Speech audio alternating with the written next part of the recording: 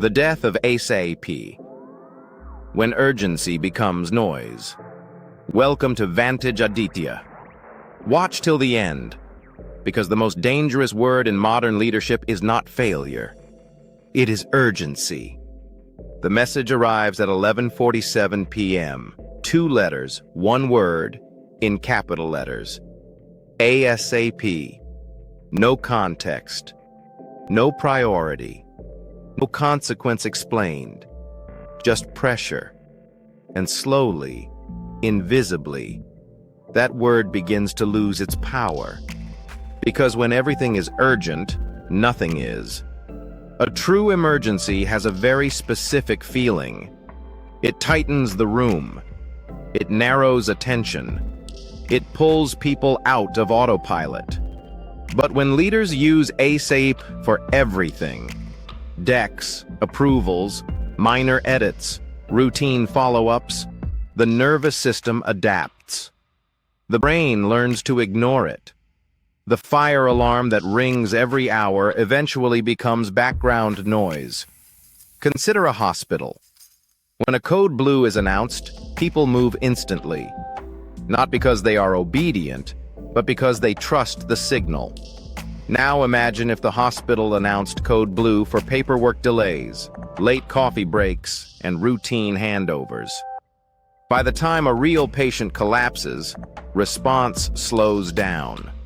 Not due to incompetence, due to signal fatigue. This is what happens inside teams that live in permanent ASAP mode. In high-performing organizations, urgency is rare and precise. In insecure organizations, urgency is loud and constant. Leaders who overuse ASAP often believe they are speeding things up. What they are actually doing is flattening priorities. Everything becomes red, so nothing stands out. There's a famous pattern visible in startups during hypergrowth. In the early days, urgency is earned. Every decision truly matters. Cash is limited. Survival is real. But as teams scale, some leaders fail to upgrade their language.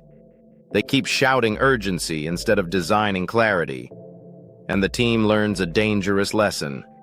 Wait it out. ASAP rarely means now. The first time ASAP is used, people drop what they are doing. The 10th time, they negotiate internally. The 50th time, they delay without guilt. Because urgency without consequence trains indifference. Now flip the lens. Think of a leader who rarely uses ASAP. When they do, they explain why. What breaks if this waits? What trade-off is expected? No drama, no panic, just precision. When that leader says ASAP, people feel it. Not because of fear, but because of credibility. Urgency works only when it is protected. There is a deeper psychological cost here as well. Permanent urgency creates shallow work. People rush instead of think. They respond instead of decide. They execute without ownership. Over time, teams stop improving systems. They stop anticipating problems. They wait for the next urgent message. Urgency replaces judgment. And the organization slowly shifts from proactive to reactive. The most respected leaders understand a quiet truth. Speed does not come from shouting faster. It comes from reducing confusion. Clarity beats urgency. Context beats pressure. Trust beats reminders.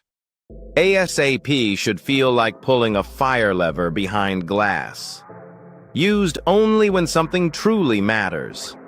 Used so rarely that it cannot be ignored. Because the moment urgency becomes casual language, it stops being a leadership tool and becomes emotional noise. And noise never leads. It only exhausts. So the real leadership question is not how fast can this be done? It is, does this deserve urgency, or does it deserve thinking?